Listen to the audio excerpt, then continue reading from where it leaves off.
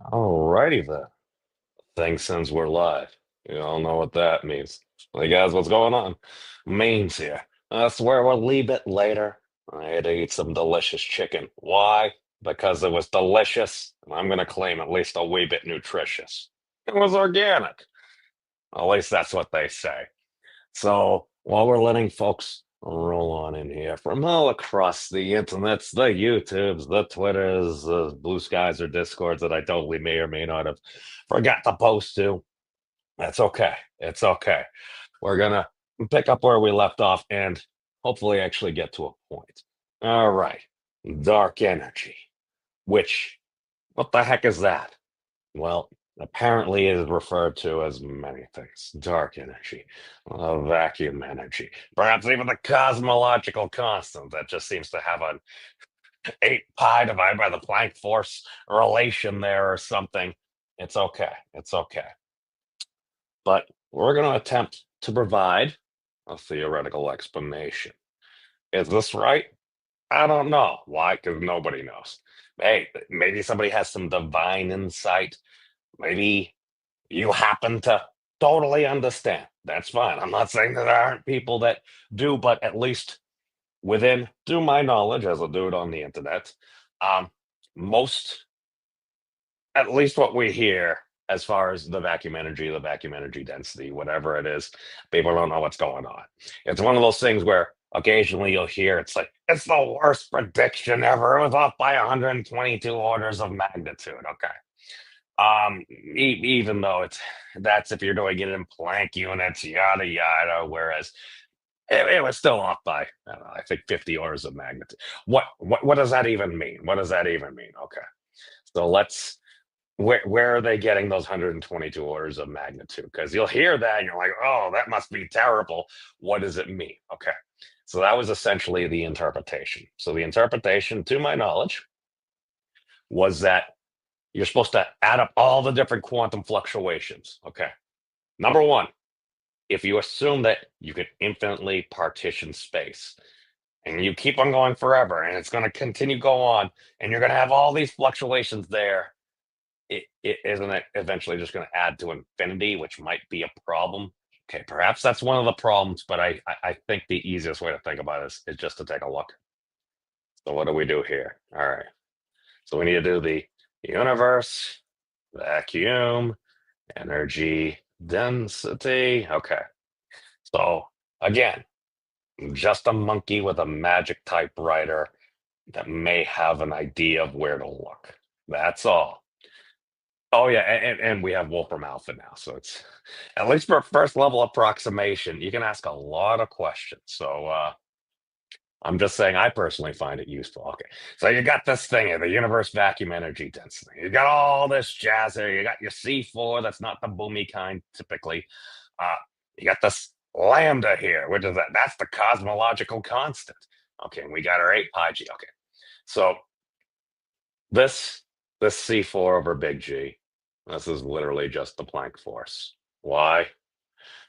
Because if we literally type that in, C4 over big G, shouldn't try. It needs to be units because we'll express it as a geometric thingy first. All right. You get this a really big number, 10 to the 44. All right. That's basically the Planck force. Okay. And then there's an 8 pi. So, all right, that sounds like kind of two spheres or something like that. All right. That's the Einstein gravitational constant. It's basically the 8 pi divided by the Planck force. Okay. So, because basically you could just write it like this. You literally just do 8 pi, blah, blah, blah. We throw the right brackets on just in case. Oh, this is the wrong brackets. Derp. All right. Oh, wait, we need to divide it. Sorry. Unit. And that gives us blah, blah, very small number, minus 4, 10 to the minus 43. All right. Or one Einstein constant, aka the C4 convention Y, because that's the speed of light to the fourth. And we use a little C there. All right, groovy. Okay, so let's go back. So we're gonna go back a little bit. And okay, we're gonna go back to literally what we just had there. Okay. You got this universe vacuum energy density. Okay. So we basically we've got that Einsteinian kappa there, or this is the inverse. No, no, no, that's C4. Uh, that's it. Oh, because that's a small number. Oh, that's a very small number. Okay. I'm sorry, we're deviating. That's all you got to know is it's got this value. The universe vacuum energy density, it's like 10 to the minus 10. Okay. Now, that's energy per cubic meter. What happens if we were to use those within, I don't know, maybe let's say some form of a natural unit, or let's just say our base Planck units. Hey, welcome, Bishop. Good to see you, my friend. We're just gonna get into the little thing. Basically, why do people say, oh, the 122 magnitude difference between the prediction and the actual cosmological constant or the vacuum energy? A lot of those things get used interchangeably. And yesterday we actually covered partially why. Um, Basically, it was we had Fraser Kane, operator of Universe Today, and we had I believe Dr. Pamela Gay on, and what she had said, I had asked, I'm like, people say that dark energy is something about the curvature of like space itself. Was there any truth to this? Um, and she's like, well, if you believe the dark energy, whatever that might be, happens to be the cosmological constant, that is an interpretation. Okay.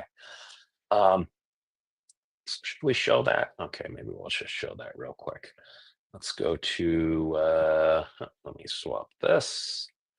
And we'll go to astronomy cast because that's where it was. So I recall you as, oh, yes, yes, Antoine. So, okay, crab is a measure of intensity. Okay, let's do this first because this is fun. All right. So, how about this? Planck impedance. A lot of the stuff I didn't listen. Pretty much anything I do on here, you got to give credit to Wolfram Alpha. I don't know all this stuff and everything. I just type some stuff in there. It'll come up with some stuff. And then Wolfram Alpha happens to have a database of, I think, over 10,000 or so units the last time Professor Wolfram mentioned it. So they have all those different crazy units so you can see the relationship. Okay. No, no. Sorry, I did the wrong one. That's the impedance of the vacuum. Planck intensity. It's hard to keep track. There's so many units. I didn't even know the Planck intensity was a thing until it literally popped up with some calculation. Okay, so this is a standard definition: the speed of light to the eighth power times gravity squared. Excuse me, divided by gravity squared, and then Planck's reduced constant h squared. Okay, 10 to the 122. That's that's not the discrepancy that we're talking about. Maybe in a way you could consider it that, but hold on. I think. Okay. Uh, is it on here? Okay, let's just do this. Crab. Unit. Okay. So, oh look, we got 42 crabs right there. It's watts per square meter. So basically, it's power divided by area. Okay, so frequency integrated spectral irradiance with respect to frequency. I don't know what that is. Uh, Basically, it's mass divided by time to the -3. So let's go back to Planck intensity. What is that? See, it's the same dimension. It's mass divided by time to the -3. Uh, those are the units there. Basically, I think that's power divided by area. Okay, so if we divide by area, let's do this. Let's do Planck power. I think that's mass area and then time divide by time to the third. Is that what it is? Okay, yeah. So power is basically a mass area, basically mass area, and then that's why it was per that. That's why it was per meter squared, because you're dividing out those 2 dimensions. So it goes to 0 dimensions of length. So that's why the crazy thing is mass, and then time divided by -3. You're like, well, how is there an area there? Because it's already accounted for.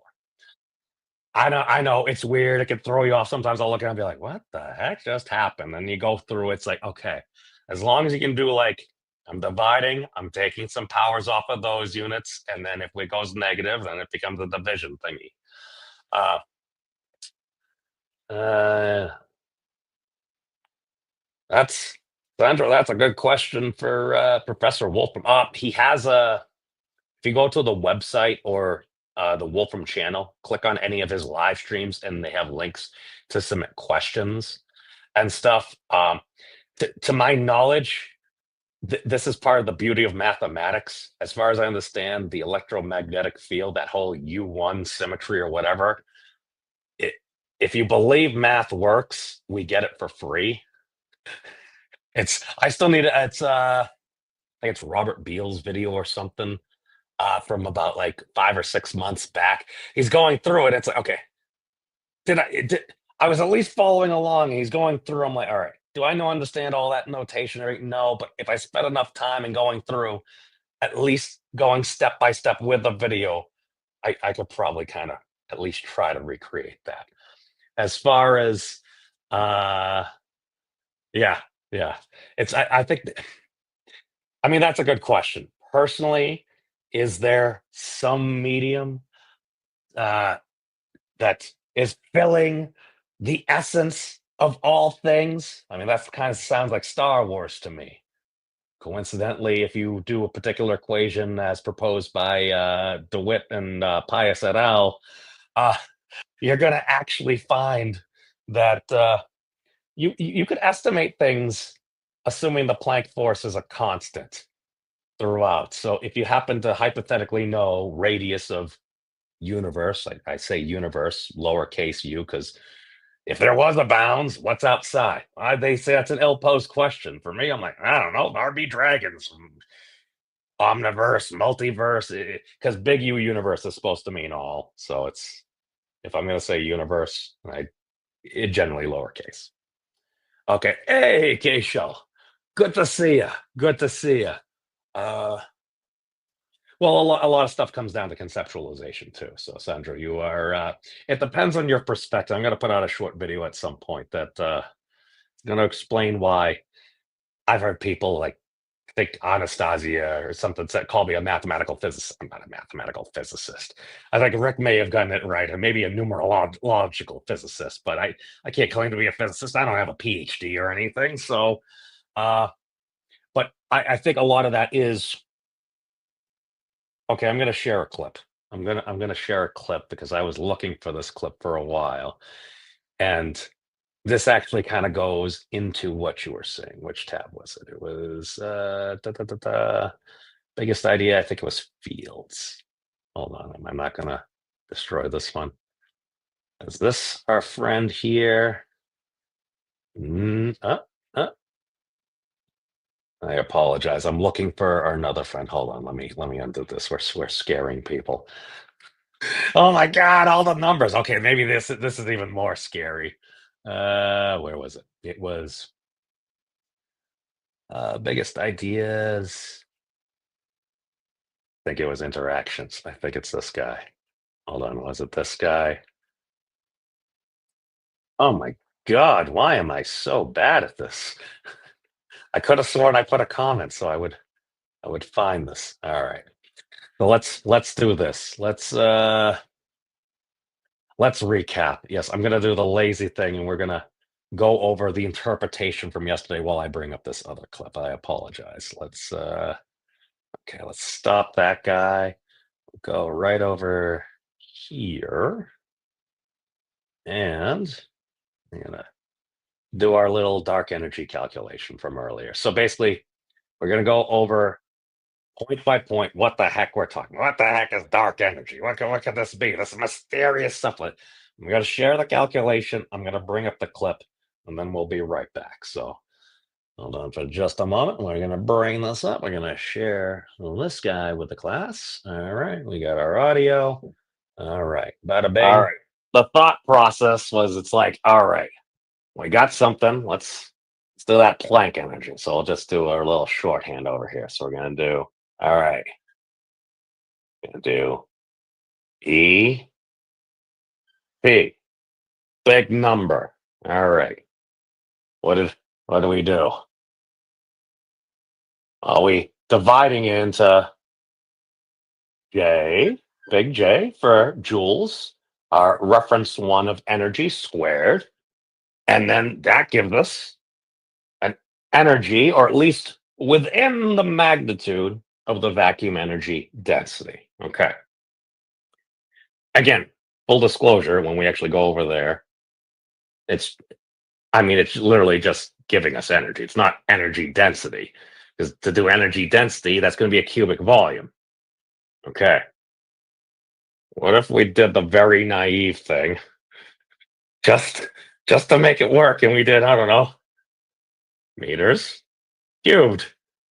Because that's a volume.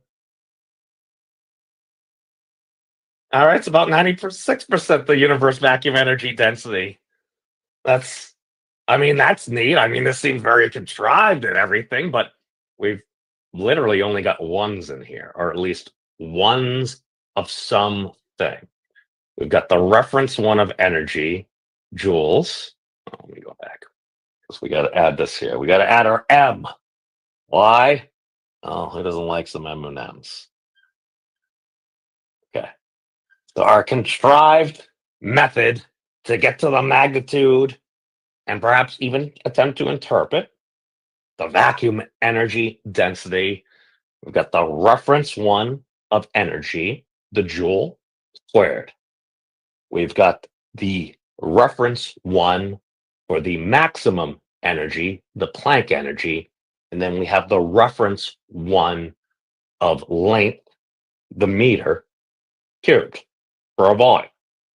Okay, and then we get pretty close to the vacuum energy density, but if, and again, this depends upon interpretation, as Dr. Gay had said earlier, that if one assumes that the dark energy, the vacuum energy, basically is, or is at least some form of a component of the cosmological constant, or if we make that assumption, because again, the numbers are different, they're different dimensions, because one's the energy within a volume, and then the other is expressed as an inverse length for whatever reason. This thing's both be going away. Okay. So if we were to assume that, let's pull out our spherical cows and be like, all right, if we assume that that's something to do with curvature, how might we figure that? Or how would we factor that into something that's just got some dimensional stuff? Well, there is something that relates to curvature that a lot of folks know. It also happens to be a very tasty snack. Our friend pi. Okay, that's cool. That's not correct though, because gonna throw our number off. We need something else. Perhaps something that maybe we could intuit and hopefully it would help give us at least approximately a right answer, or at least an answer we could provide an argument for. Well, if we're talking about energy density, dimensity, yes, we're talking about energy density. That's energy contained with a volume. We seem to live in three spatial dimensions. Three. You could also break this apart. This is like the most You contrived just calculation have ever. your dimensional stuff over here. And you have your geometric thing over here. Cool. What happens? What happens if we were to make that crazy assumption? I don't know. Let's find out. Probably actually share. Be like, oh, you're hiding stuff. Of course. All right. So I got pi, the curvature constant, at least for circles. Divide by 3. Is that our 3 spatial dimensions? I don't know. Divided by joule, the reference one of energy squared, divided by the reference one of length There's a lot of cubed for effective volume, ones there. and the maximum one of energy. Gives us this number here, this 5, yada yada, times 10 to the minus 10 joules per cubic meter. And that's approximately the vacuum energy density. Cool. So that's what we got there. So that was a review, and then I put that on the board. I finally updated it. So yada yada. We have our dark energy. It's got this little funky P it's called rho, and then that's lambda, so rho lambda, the vacuum energy density. And we have this little thing here. What is this thing? All right. We get a pi. That's like a curvature thing. Cool. Divide by 3. I don't know. That seems to be the number of spatial dimensions. That's how I kind of view it. And we got big J. What the heck is big J? Well, I wrote right there. That's joules, which coincidentally, it seems like an arbitrary thing. It's technically tuned to the speed of light squared. Like, that's a thing in E equals MC squared. Maybe it's useful. I don't know. All right. So that's just an energy term. So basically, that's big J and energy squared divided by, as this EP, what's that? That's the Planck energy. It's the maximum energy unit, let's say. So that is an maximum energy because if you try to, basically, if you try to jam more energy than that within like the Planck volume, you're basically going to make a black hole. So conveniently, yeah, that's the limit of energy. All right. So the reference one of energy squared divide by the maximum energy and the reference one of length, which is the meter, if we're using a coherent system of units. And that's cubed because it's a volume. So reference energy divided by maximum energy divided by reference volume. And then pi divided by 3. What does that give us? Hey, Tommy. Welcome, my friend. We're attempting to conjecture about why the universe might be the way it is. Lower U universe. Like, I ain't got no or profit or anything like that. But let's go to our little friend over here, just so you can feel free to trust, but hopefully people are verifying because I don't know, what do you want? Just people to just always just nod, yes, yes. Don't get me wrong, that makes me feel good, but I mean, is it really doing anything? So we're just going to do our little thingy here. So we're literally just going to do, all right, pi divide 3. All right, on our magic calculator. And then we're going to do joules squared, just like we have on the board. That's that big J. Here, I'll put the big J because it'll make me feel better. There we go. And then we just do Planck energy and then meters cubed. Just like we were saying. Let's see what we get. Okay, so it gives us this neat and tidy little expression. Don't worry, and unless you're playing around and stuff like this, you don't need to know what it means. It's just that stuff we have on the board. It gives us this number here. I don't expect anybody to know what that number is. Like, I didn't know what that number was until I just happened to look it up. I'm like, oh, that looks kind of like the inverse of the Planck energy. And I just played with a couple of units, literally just blocks. What would fit here? What would fit here? It got pretty close because even without that little pi divide by 3 factor, you get this. This is literally just setting up the dimensions, dividing by the Planck energy, and it gets us pretty close. And all you need to do to close that gap, at least according to the current measurements and stuff, and I'm assuming the measurements are pretty good. It basically gives us the magnitude of the measured vacuum energy density. Okay, dark energy. Okay, let's actually get into it because I'm going on for about half an hour, and I said I was going to actually go through and not just mathematize everything because, well, I mean, that's great. Here's the thing. Numerology is numerology until it explains more with less. That's my claim.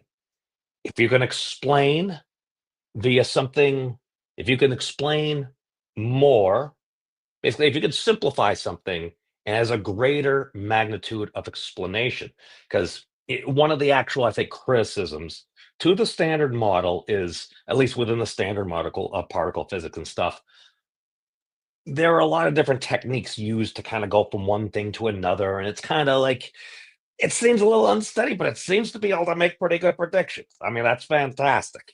I think that's one of the reasons why we have like I don't know, cell phones, iPhones, Androids, uh, modern technology. I mean, you can argue whether that's a good thing or a bad thing. I ain't here to do any of that. But okay, how could we interpret this? If this gives us the number of the dark energy throughout space, because apparently people will talk about a vacuum. What is it? The vacuum of space. It's just empty and everything. That's technically a lie.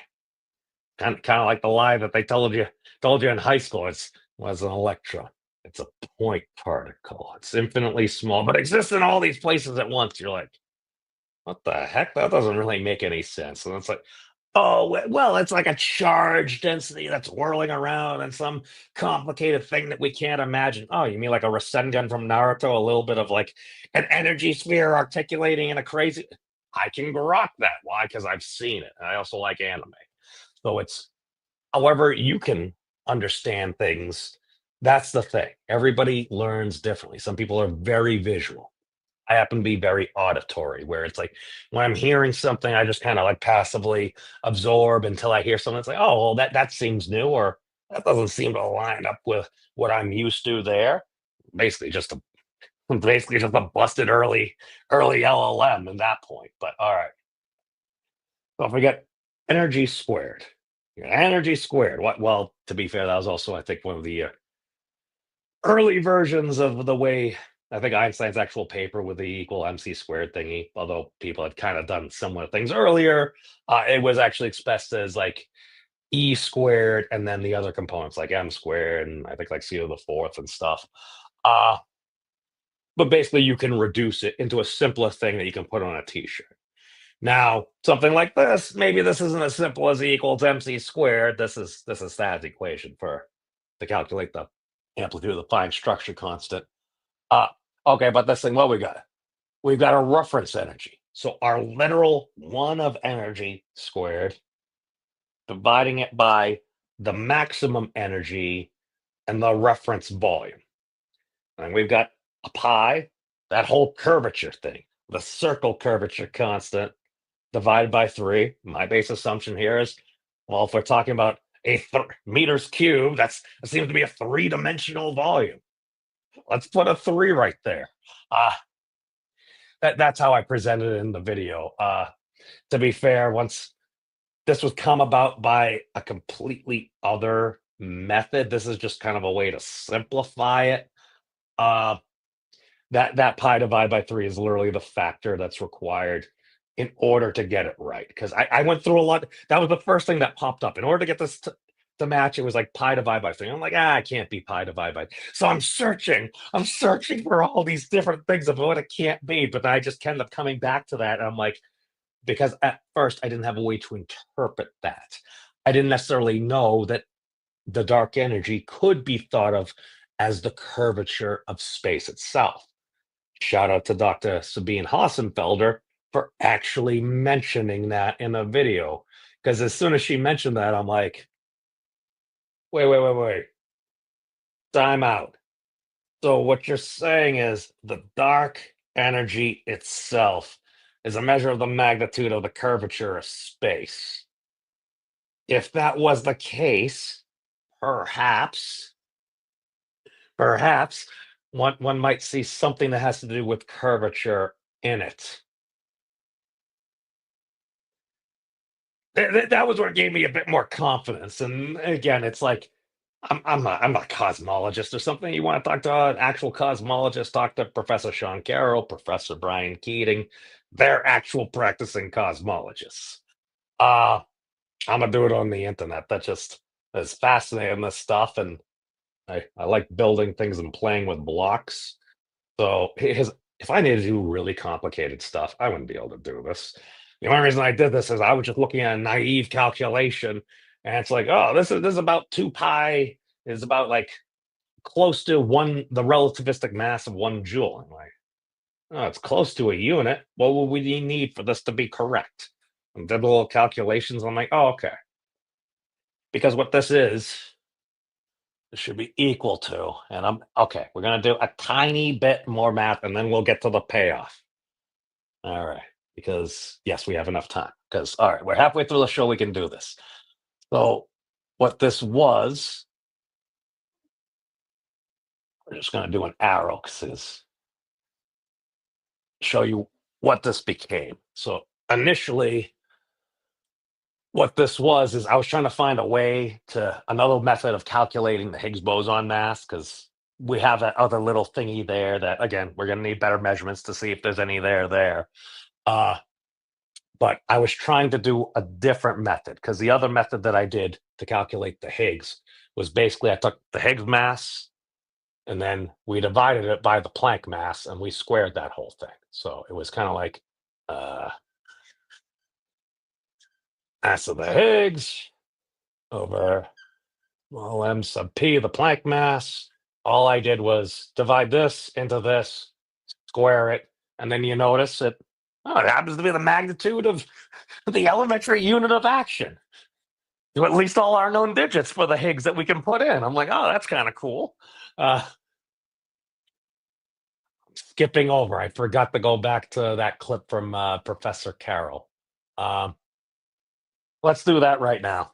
Let's do that right now. I'm sorry for the tangent, but I found it right after I started playing the other clip. Let's see. Uh, Charlie, I like that. Catching poison ivy bad, catching bees with destruction alive. Good. Listen, man. Hey, this is the beautiful part about the internet. You can be here. We can interact. Isn't that like what people always like wanted with TV and stuff like that, especially for a live broadcast? You can have because I remember I think I worked for a cable company at one point. They were kind of thinking about doing that, and it was far too complicated. Uh, but also the ability that if you don't happen to be around, if you happen to live in another part of the world, you're working, you're busy, you're doing something, you catch the replay. That's the thing. And you know what? You can watch it at multiple times speed. You don't need to, or it's like the YouTube chapter feature is actually pretty good.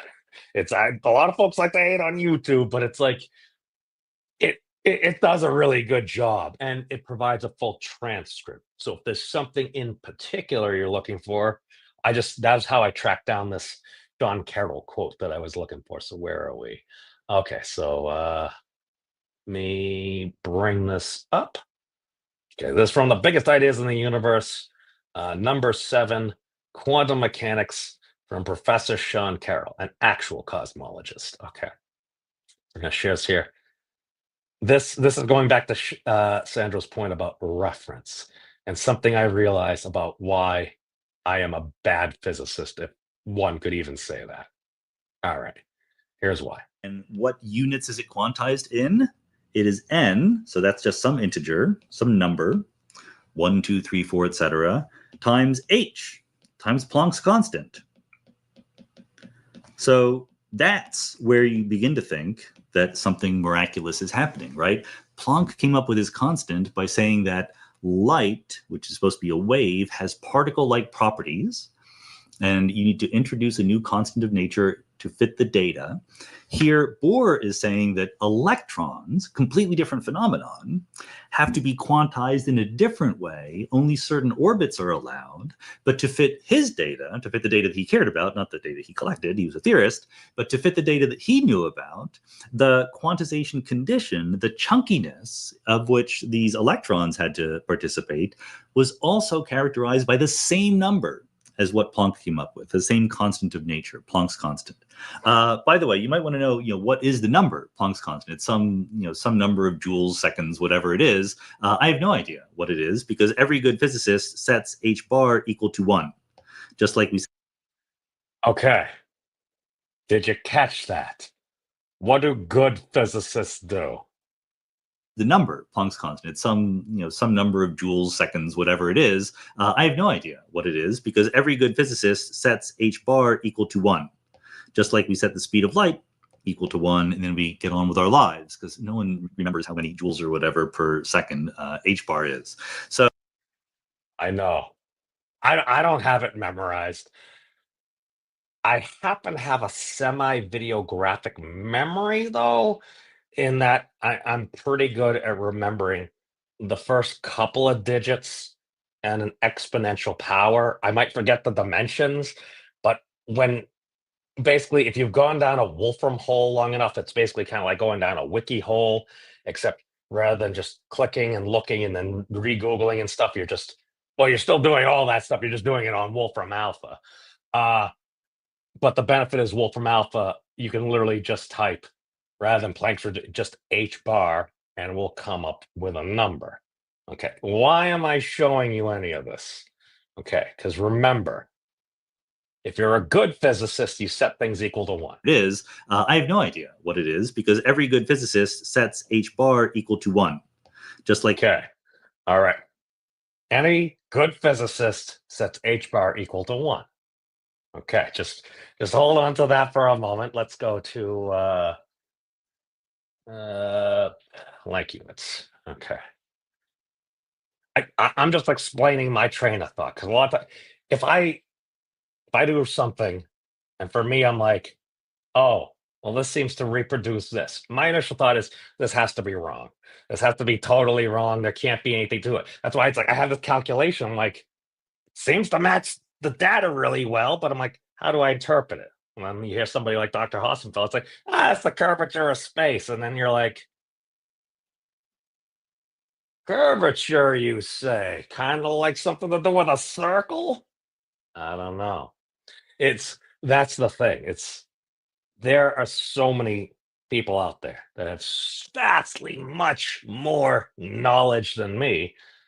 So why wouldn't I listen to what they had to say? That's the thing. You just give shout outs to folks. Do photons come out of electrons? That's a good question. I'm gonna say I don't know. The way it's generally explained, and at least to my knowledge, is that all right, you got a photon that interacts within the atom. Technically, if the electron is in some orbital around the nucleus, even though statistically, apparently, it appears within the nucleus at some point or another. I learned that from Shiloh. Shout out to Demystify Psi. Uh, but what ends up happening is it's going to bump an electron or something up to a higher energy level if available, and then if and when under whatever conditions that electron drops down, it's going to emit a proper wavelength photon with that additional energy there. So that's why for me, I'm just like, listen, apparently universe seems to work. So it seems to be tuned in a way. Now, I'm not saying fine tuning or anything. It seems like very precise tuning, perhaps, but I'm not going to make that argument. Uh, but all right, so they come out of electrons and everything. Okay. Now, Sandro's commenting, why?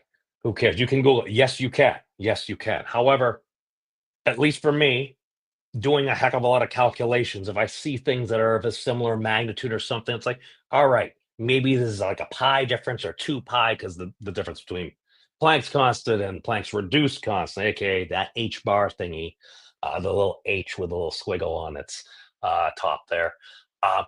Basically, it's a 2 pi factor because it's kind of like one cycle. All right. The reason why I'm showing you any of this is because it actually has to do with, let me get rid of that arrow because that's wrong right now. Okay. So for this calculation here, the mass of the Higgs divided by the Planck mass squared. Okay. Why would I show you any of that stuff about Sean Carroll? Because let's go to why. Okay. So first off, I know another tangent. All right. So if we do, I did this a couple of ways, but we do like literally Higgs mass. Okay. So that's the mass of the Higgs boson divided by the Planck mass, a maximum expression of mass like the Planck energy. If you just do that relationship, you get like 10 to the minus 17. Doesn't really mean a thing to me. Okay. If you square it, you get this number right here. What's this? 1.05 times 10 to the minus 34. Again, that's going to mean like nothing to most people. However, if you've spent enough time going down the Wolfram hole, it's like, to be fair, I think I looked at this as inverse and it looked a little familiar just because I'm a crazy person. But I look at that, I'm like, wait a second. That looks pretty close to something. Hold on. That looks kind of like the magnitude of H bar. H bar. 1.05 times 10 to the minus 34, and it's in joules. Wait a second. 1.05, 10 to the minus 34. 1.05, 10 to the minus 34. Now, it doesn't have the dimensions, but coincidentally, if we do this equal to h bar divided by joule seconds, aka its reference of 1 within that dimensional expression. For some reason, it returns true. The mass of the Higgs divided by the Planck mass all squared, because you get a mass over a mass. And even if it's squared, a mass divided by a mass is going to cancel out. So you will get a dimensionless number. Now, h bar is expressed in those units. It's called joule seconds. It's the unit of action. Okay. So we've got a reference 1 of action. No, excuse me. We've got our elementary unit of action divided by the units, the reference 1 of action itself. Now, I actually submitted a ticket because we don't have enough information to say this is true, because what it's doing is it's rounding right now. Because the thing is, if we go back to H bar, it's actually defined at 10 digits. So we do more digits. Last digit, I think, is like a 7 or something like that. Okay. So it's literally just taking H, and then this is approximation. So we know to basically this 7 here, and then we don't know. It was measured at 12 something digits, but the last 2 digits used to have like pretty solid error, so they just lopped it off at 10 significant digits because we have a very high confidence in that. Okay. But the whole thing was, if we have that, I'm like, all right, so what's the Higgs mass? Let's just look at that. Let's look at the Higgs mass. Because the Planck mass, we have the 5 digits known, 2 extra digits with some error there. And then the Higgs boson, hold on, we need more detail. Hold on, just go to Higgs boson mass.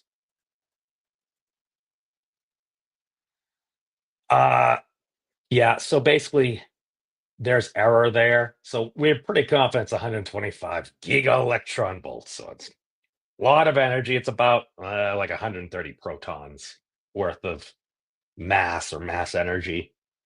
But you can see here that 0.15, that's error. So realistically, we only know the Higgs boson to about 3 significant digits with high confidence. Coincidentally, we do our other calculation, well, it seems to hold for about 3 significant digits. So I realized that was a bunch of a tangent. Let's see. All right, so let's go back. All right, and again, that was just a complete tangent. Let's bring it back around, and we'll get to a point. Okay. Well, the whole point was this is a compact thing where it's like, all right, I could put that on T-shirt. What is it? It was like pi j squared divided by 3 PM3. Okay, not as sexy as it equals MC squared. And again, we don't even know if that's going to hold. Is the NG fluctuating? We're going to actually hopefully get to the fluctuations and what might actually be going on here. All right, but this was eventually. It was originally set up like this. It was actually, the whole thought was, all right, so what if we do something like, rather than doing a mass divide by a mass and squaring it, what if we did the opposite? Well, other than division, let's do multiplication. So I tried to do something like that. So it's like, all right, so let's do the same thing. So let's do, we'll just express it in energy because that's a little easier. So we're going to do, let me write over here so I have room. J, or joules, equal to, it was square root. So all I was doing was literally multiplying things. So rather than dividing things and then squaring the whole dang thing, I'm like, let's do the opposite. Let's multiply and then take the square root. which coincidentally happens to be called the geometric mean, which means that however many things you multiply, you just take that root. So if you had two things, you take the square root because that's two. If you had three things, you do the third root, yada yada yada. Okay. So what we did is basically you take Planck energy, EP, just because we're expressing this in energy, you could do that as mass too. So EP, and then it was times, and I was like X, and then joules.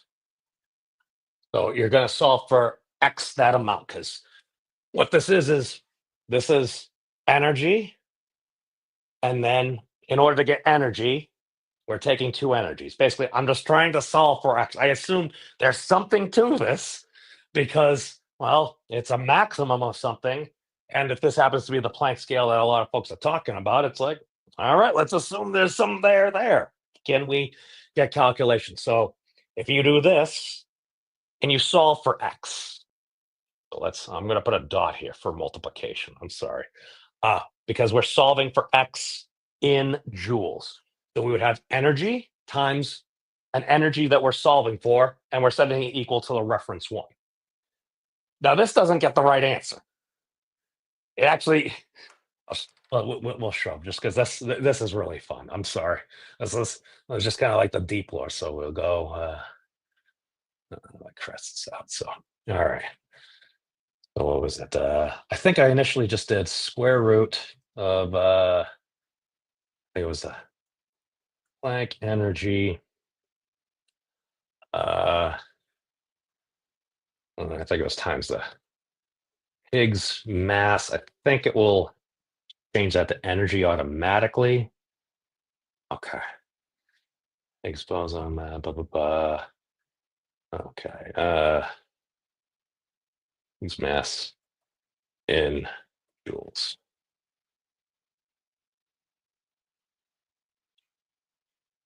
Okay, never mind. It wants me to write the whole thing out. So, okay, fine. We'll do times 125.35 GeV because we had that before. So, all right. So the interesting thing that I noticed was I'm just going over here. I'm like, all right. So we had that. That's basically the mass energy of like the Higgs boson. I was trying to verify and see if I could find a way to find another way to calculate it. Long story short, this didn't work. But the interesting thing is this number over here, 6.268. Wait a second. That's kind of close to 2 pi. Now, 2 pi is 6.28. So it's a bit off. I was going to say, if it was 2 pi joules, that would be perfect. It wasn't. It wasn't. I went through the calculation. I tried to make it work. I couldn't make it work. Okay.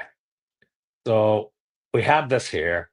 So I tried to get it down lower. I didn't work. But the sheer fact, I'm like, all right, that was close to 2 pi joules. I'm like, what if we assumed it was, I don't know, maybe 1 joule? What a crazy idea. So what we're going to do is we just literally joule equals, and instead of putting in those numbers here, here's what we're going to do. We're going to solve for X. So we've got put a little multiplication sign there. All right.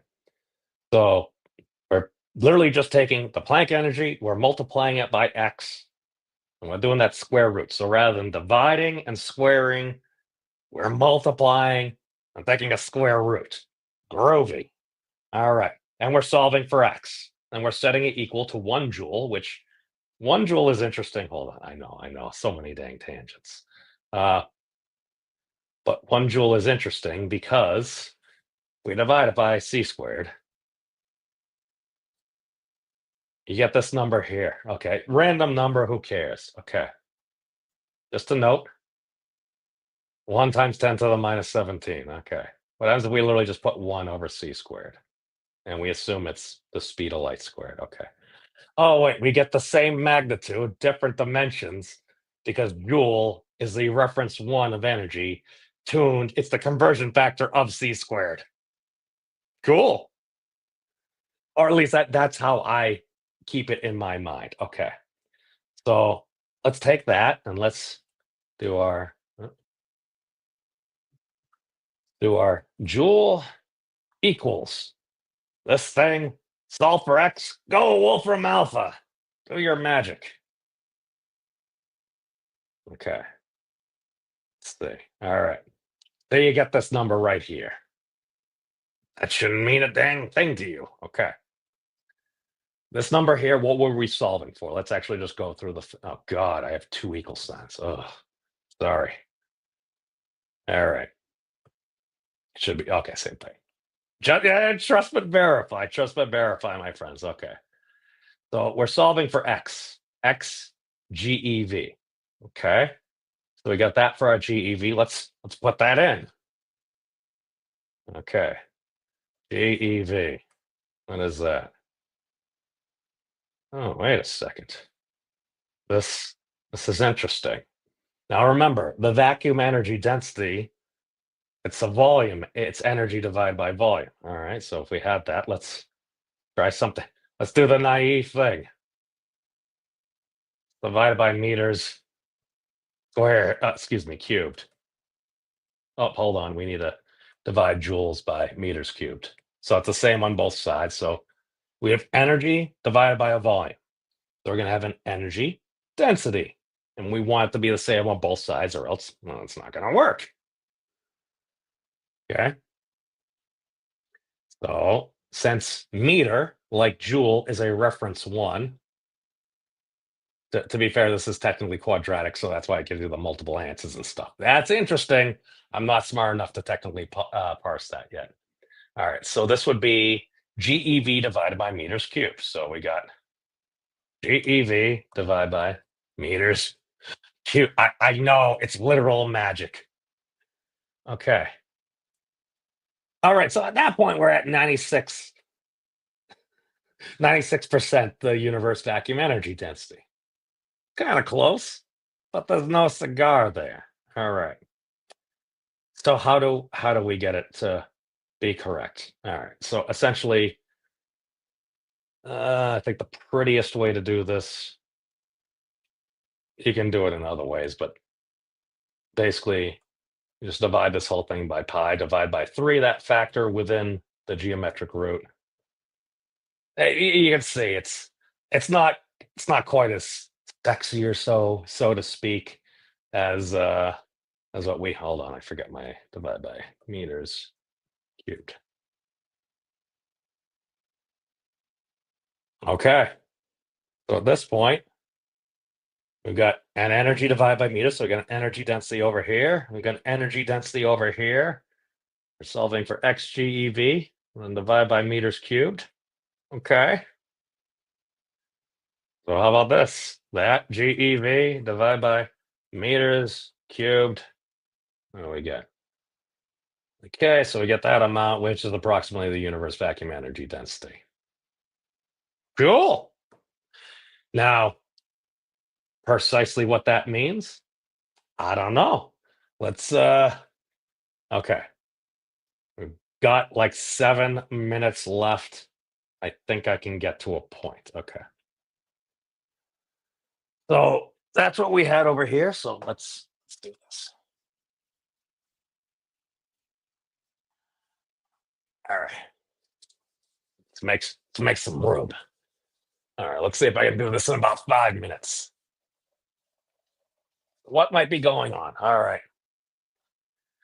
A lot of times you'll see for those different pictures and stuff where they're like, "Oh, here's a universe or whatever this is." All right, we're gonna be like, all right, so we got like some cosmic fluctuations. We got some hand waving built in, and we got a big bang. We got the start of the universe itself, and then we've got, I don't know, big bang, inflation. Yeah. Whatever your cosmic origin you want are here. Okay, but typically you're gonna see it come out like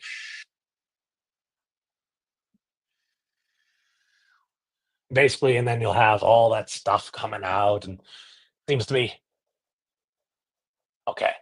I think y'all have seen something like this. Sometimes they'll have it to the side, and you're like, all right, we got all that stuff going on. Okay. And then you'll see work by like Professor Tur. Oh God, am I putting this? Put it all at the right. Oh God, hold on. Let me move that over because that's going to annoy me. If it's hard for me to see, how can I expect anyone else to freaking follow what the heck I'm saying? Okay, so let's do this. All right. So we got our cosmic fluctuations. We're gonna go.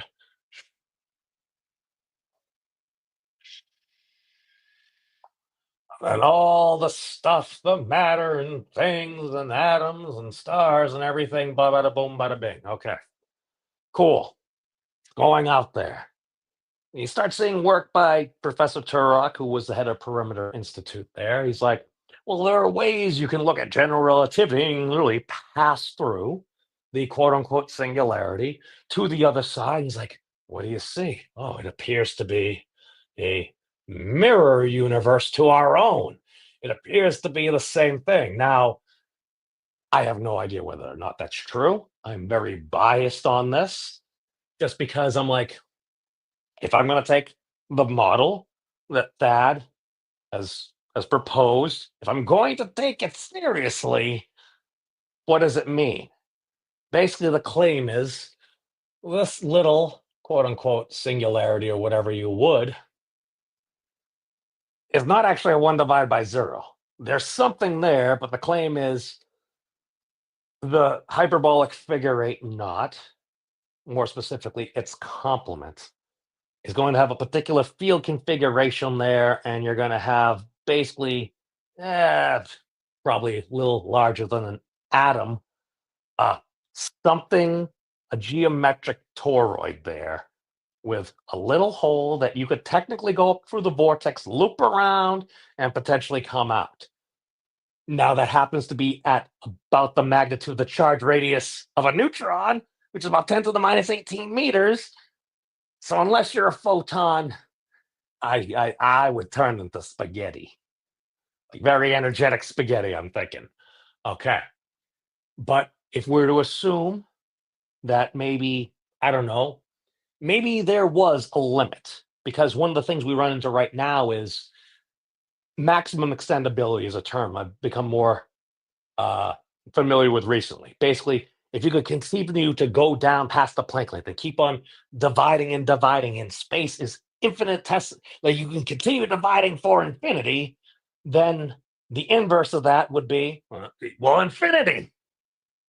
And we run into some problems. Now, if we were to be maybe a wee bit more conservative, and if we've got an identified minimum unit of length, the Planck length, well, if we were to do I don't know, like 1 over the Planck length or do the same thing if we did, I don't know, like, let's say meters squared over Planck length, L sub P. Planck length is a really small number. This gives you a really large number. This is basically, I think it's like 6 times 10 to the 34 meters. Ginormous number. For reference, the radius of the observable universe is about 10 to the 26 meters. So this is like 8 orders of magnitude larger, aka 100 million times larger than what we can currently observe. That's ginormous, not infinity.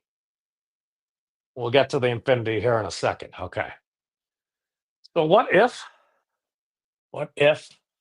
we had our standard picture of universe like this? My thought is, well, what if we kind of did the naive thing and just assumed, I don't know, this kind of curves around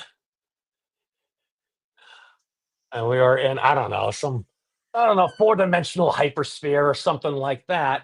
Because at that point it's like, wait, if we got all this stuff coming out here, especially if there was a toroidal component, the figure eight knots complement, that had some rotation to it. And if stuff, let's say you were starting at a very hot state, hot, dense state, you have a whole bunch of energy.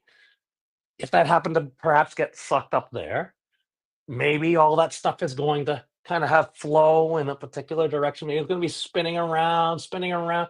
As we get up here, it's going to kind of begin to go back down the sides and loop all around, and everything just ends up recycling itself. Okay. God, that calculation was a lot simpler. You just put some numbers there. Now you just got to try to intuit freaking what's going on within our realm of persistence. That's all. Uh, but long story short is the claim is perhaps we could actually figure out some of the thermodynamic properties. But excuse me, perhaps we could interpret dark energy as a simple momentum and the movement of thermodynamic properties throughout our realm of persistence. Basically, if you were to have something that were to be drawing in, let's say you had a sink that was bringing stuff in, and then you had a source, so to speak, which was bringing stuff out, and it were to loop, and if there happened to be a preferred direction, because it's not like certain things that we know within science have preferred directions or handedness or something like that. I mean, now I have no idea. It's I can conjecture that, and whatever those mechanisms might be something completely else, forthright. Uh, but it's just interesting there. If you assume you have this geometric field configuration somehow, again, still need to go through it all. But if you had a source where some very hot, dense stuff was coming out, because why? It's being sucked in and crunched down to about the size of a neutron, and then it just happens to go out, flow, happens to cool, and that point, it's you might see a lot of stuff tending to generally go in particular directions. Um, and again, it's we're going to follow the evidence. I mean, this is just the toy model. You're playing around with it. I'm trying to interpret a particular equation because that's the thing. You can come up with whatever calculation you want. You try to minimize uh, your epicycles there because that was one of the things we did. It's like, how do we explain the movement of the planets? It's like, it's an epicycle. This is going around this is going around this. You can do that for a while and maybe it works, but it's like once you add in so many epicycles, it's like, what if they just went on ellipsis? Might that we be able to explain more with less in that way? So that's the way I'm just kind of looking at it. I'm like, all right, well, if you had a hot dense state, assume things are kind of just following the standard models, they're expanding on everything. So you're going to have a bit of a gradient there. So, well, if it's a very hot dense state, and perhaps it were, let's say, such a state where there might be some super fluidic properties, as soon as you add in some angular momentum there, kind of like in a bucket of superfluid, whereas if you normally just twist the Newtonian bucket here on Earth, you're going to see that concave design, you're going to see the water spiraling around. Apparently, if you do that with a superfluid and you spin the bucket, the fluid will stay there until a point where it will start having little vortices appear all over. So coincidentally, I'm like, well, what if we had something like that for a particular model of cosmogenesis? And that if things are going out, and you have a bit of rotation there in the center, might that create some instabilities and you'll have little vortices and stuff. And coincidentally, if you take the estimated mass of universe within at least my whatever calculation I did, and you divide it by Avogadro's number, we'll leave with this just because this is a fun thing that I did not expect. Um, let's go right here. So coincidentally, if we do that little thingy we had there, so let's do this.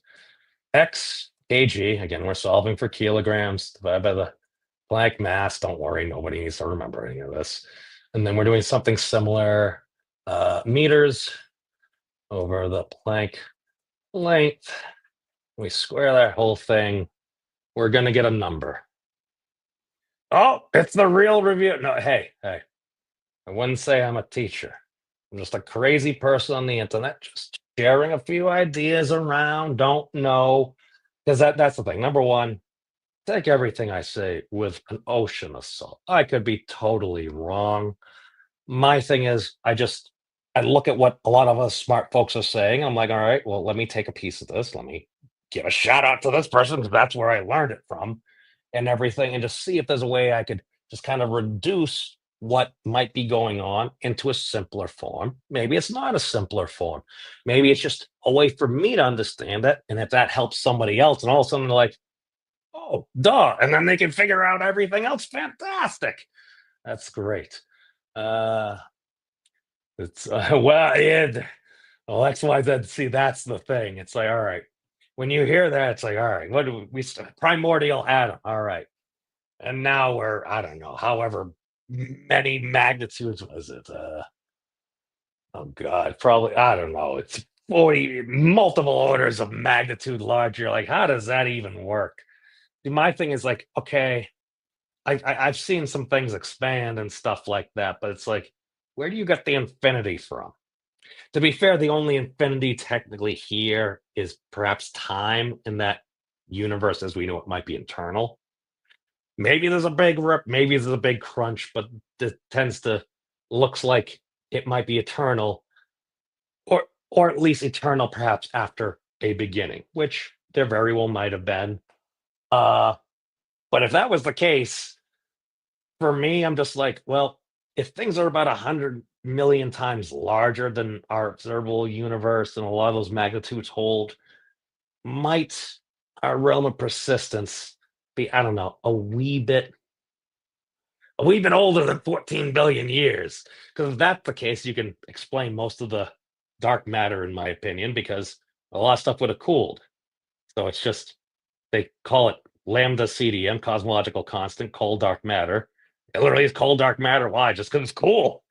I actually think it's lambda OCDM, lambda, aka cosmological constant, and old cool dark matter. Just probably a bunch of planets and stuff that's cooled off. That's an opinion. Again, you need to follow. Okay.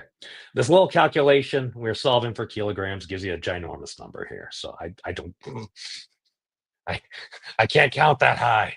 I just throw in kilograms. All right. So for sake, hold on. Just note that's 83315. I'm going to use that number in kilograms because that's the number I remember. All right. 1 5. Okay, hold on. Kilo, and take off. Turn that to 61. Okay. It, I basically just got a little bit more specific in the units. All right. So if you take this number, okay. And okay. So this is the estimated mass bank of quote unquote universe. Okay. There's a lot more deep lore, but here's the thing. If this was our mass bank, so to speak, for universe, is there any interesting thing that might happen? So we are talking about, oh, if it was hot, dense, and it was a super fluid, maybe that would be the seeds for galaxies or something like that. Okay, let's look at something like that. So we're just gonna. This was at a whim. It was literally like, oh, this is a really big number. What if I divided by another really big number that's in science? About Avogadro's number. You know, that thing that you learn in chemistry in high school, and then it's like, yeah, that's a number with like 26 zero digits or something. You're like, why the heck do I need to know that? That seems doesn't seem useful for anything. So we divide by Avogadro's number. So ginormous number, estimated mass bank for stuff in the universe. Divide it by this ginormous number. What do we get? 10 to the 38 kilograms. Don't worry, that doesn't mean a dang thing to me either. But fortunately, we have Wolfram Alpha.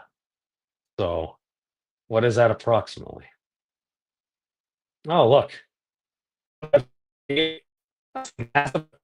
Columbia cluster.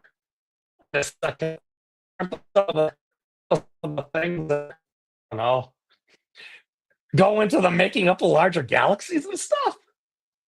I just thought that was kind of a neat little thing right there. Now, again, numerology. It's numerology until we can explain more with less. And we got a lot more explaining to do. That's one of the big things. Let's see. Well, Here's the thing, Chris. I have on good word. I think there exists a person that I've got pretty good confidence in that has an explanation for gravity that holds water. We'll leave it at that. No. Yeah, see, that's the thing. I disagree with. Never admit to not knowing. No, you admit to what you don't know, because otherwise, it's like, well, you're kind of lying. Leave it to that they don't know what you don't know. Oh, I see what you did there. Yes. And the art of the old Pink Panther and everything. Uh, so let's see. The primordial. Well, that's the thing. You do some of the calculations with this. It's like there's a reason that number for mass is pretty cool. Okay, I'll show one more dang thing. Hold on. I'm sorry. So this is fun. All right, so we'll go back here. So we're gonna take this number here. Okay. And before we do that, let's just see there's other combinations of Planck units you can get. So like there's the like density. Okay. Basically a maximum density. What is that? It's all that stuff right there. What is it? 10 to the 96. Ginormous number there. Kilograms divided by cubic meters. Okay. That's ridiculous. Okay. But if we take that number that we have there, we put that in, divided by the Planck density. What do we get? This is interesting. Now, this number and this exponential magnitude might be familiar to some people. Now, it's in different units, but here's the thing. So basically, if you took that estimated mass bank, that's the term I'm using for universe, lowercase u universe, and divide by the Planck mass density, we get this, which we need to divide by 1 meter squared. Hold on. Divide by 1, excuse me, meter squared. I think this will do it. I could just be a dummy. No, I'm dumb. Okay.